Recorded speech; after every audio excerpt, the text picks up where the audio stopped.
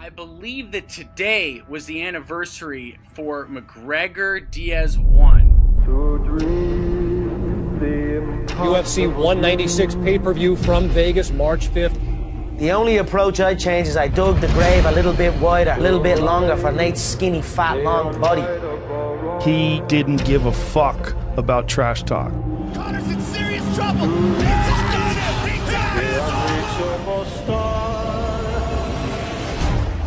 Diaz beats Conor McGregor. And yes, he stumbled and he slipped before. It's not like he has some perfect record. Far from it. Sure, he lost to Nate Diaz. I was simply fatigued and I was drowning in there. It's another day. I'll come back. Conor McGregor has this bizarre way of bending the universe to his will. He's got to get back to doing what got him here to begin with. I took the fight and it didn't pay off. This is the fight business. He needs to get himself in that place where he can be ready to avenge the loss that he suffered from. He looks at that last fight. They wanted to do it again. And that's it. I made my plans for revenge, and that's it. He needs to win this fight. He's got enough of this element of surprise. He should have killed me when he had the chance. That goes hand in hand with this ability to just transform the world as we understand it. The last contest was a great fight, and now I have an opportunity to prove what I am saying, like I've proved many times before. Because now I'm back, and I'm going to kill you and your whole fucking team. And I think that's where some of this intrigue comes from. And then reminding us, whenever you thought I couldn't, I did it every single time. Just watch. I'm here with the winner, Conor McGregor. There were a lot of life lessons in that fight, both later admitting it's the closest they've ever come to death while living. Surprise, surprise, motherfucker! The king is back! Like my coach says, we win or we learn. I learned from the last contest. Congratulations on winning this rematch. Notorious!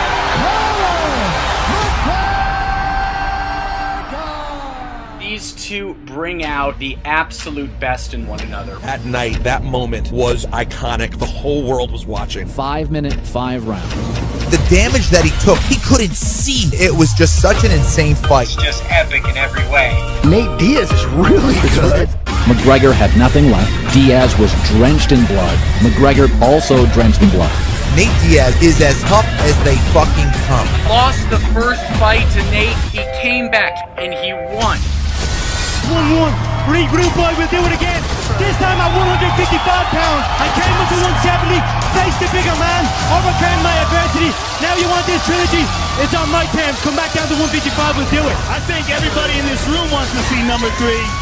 He just said that he's willing to do number 3. If you're willing to do number 3.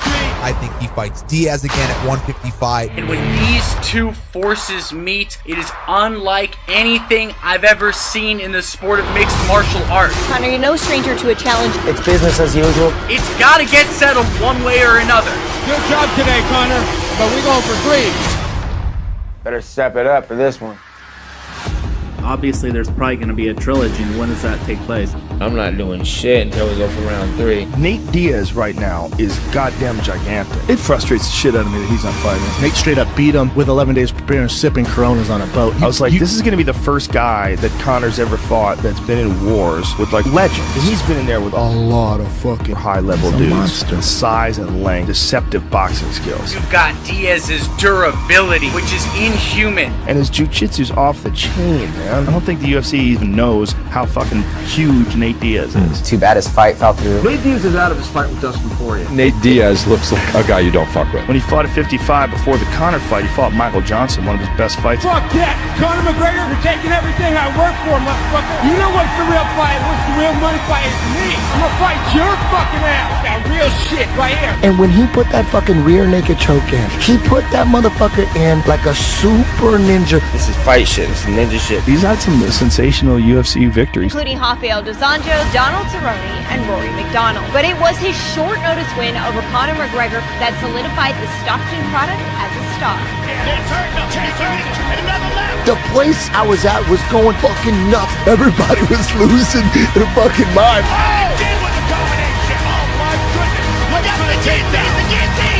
That was fucking shocking.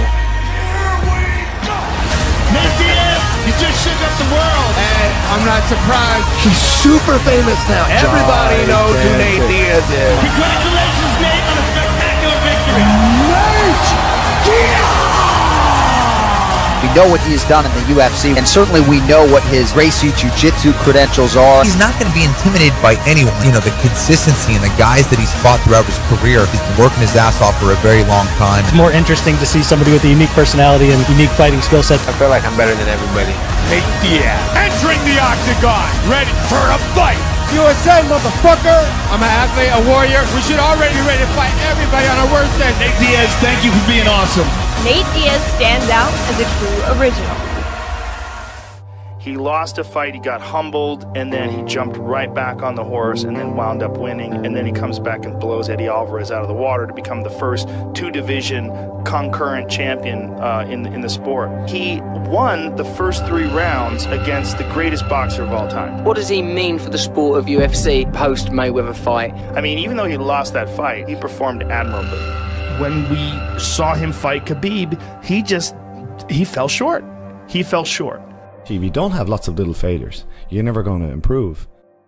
Incredibly courageous. Chased the Khabib fight after 2 years outside the cage. So he loves the challenges. Conor's always been, I think, really good at handling losses. But now what, though? Not only does he step up and take big fights on last minute, moved up to fight Nate and was willing to fight anybody. That's why people love Conor. Thousands of people fly from Ireland every time he fights. It seems like you're in Dublin. You see people screaming and cheering and singing. It's almost bizarre how good Conor is. His movement, his footwork, it's that sideways style. Conor murks motherfuckers. He wins the world title in the fastest ever title-winning knockout ever. What does he do after that? Takes the Diaz fight on short notice. Then he loses to Diaz, right? And then he fights Nate again and beats him.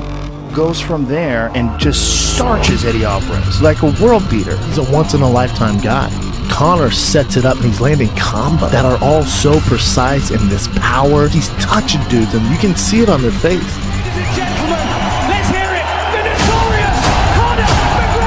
Is he an entertainment product? Is he a great athlete? Is he a combination of all those things? Well, you're never going to see another one like him. And the deafening roar of the Irish in that arena when that happened, it was fucking insane. He's like a mythical creature. Conor McGregor has a way of making you not merely rethink the known world. He has a way of blowing it up altogether. He redefines the known world and has on his own terms. The guy was a 45-pound champion, 55-pound champion, and beat a guy at 170. That's what pound for pound really means. Ladies and gentlemen, this man, the notorious Conor McGregor, may very well be the biggest star in the world today. Huge, global, worldwide phenomenon. The way he approaches fights, he's very intelligent.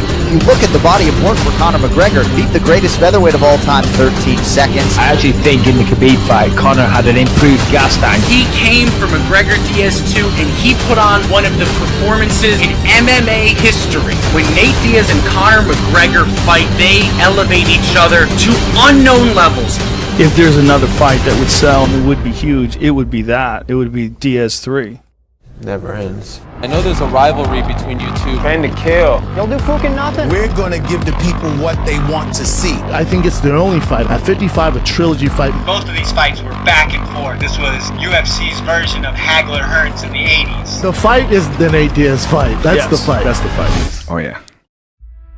There were a lot of life lessons in that fight. Courage, guts, toughness, passion. It was an absolute war. Dealt with adversity, came back. That's what it's all about. Who you got in the trilogy? If you had to guess what's next, what would you think? It's one of my favorite stories that lost to Nate and made the adjustments, went back in. It was a nice fairy tale ending that we won. I still want to see the Conor McGregor Nate Diaz trilogy. I think that has to happen. Nate Diaz, the trilogy, I love it. It's a great fight. They match up so well, personality-wise, stylistically. Part of that fight is that Conor is also fighting another mercurial superstar character. I'm this monster. And let's see who really wants it so. Right, there's just a palpable tension in the air. You know, it's 1-1, man. You got to sort it out. Nate McGregor. Are you kidding me? That would be tremendous. This has destiny written all over it. It's 1-1. It's a classic in the making. Now you want this trilogy? It's on my terms. Come back down to 155, we'll do it. That was a dog fight. Fighting's a brave sport, but he is, in my opinion, one of the braver guys for taking on the challenges he does. Toughest guy in the neighborhood. Yeah, but Nate is a very good boxer. No, I knew I was superior boxer, superior martial artist. It's a beautiful story. I think everybody in this room wants to see number 3. This is the final showdown between two titans. Because the trilogy needs to happen, and everybody wants to see that. I think it's time. Now it's time. Nathan is there. Diaz is there. Shall we begin? The trilogy coming is McGregor-Diaz. Rude boy, we'll do it again. This was an incredibly entertaining fight, a true dog fight. Come on, Diaz, come back down to 155. I went up to 170, and then I'll show you what I can really do. There's no bigger fight in combat sports. Nate won the first one, Conor won the second, so this is the tiebreaker. It's a must-watch. It's going to be a dog fight. I think they'll be arch rivals to the end. Ready for a fight. Nate Diaz. I'll fight at 260, I don't give a fuck. I am the beast.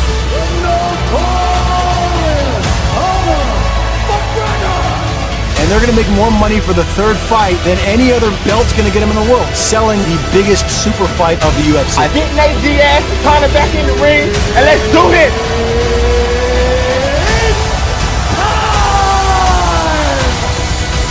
You think we see Nate Diaz in the octagon soon? I would love to see that rematch.